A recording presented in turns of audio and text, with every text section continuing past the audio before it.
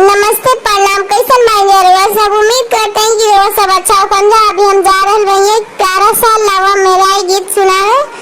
अगर रउआ सब हमारे चैनल पर नया है तो हमारे चैनल के सब्सक्राइब कर देंगे और वीडियो को लाइक कर देंगे। रउआ सब कैसी प्यारा प्यारा हमारे चैनल पे गीत सुनने की मिलत रही। तब तक से हमारे चैनल पे बने रहें जा।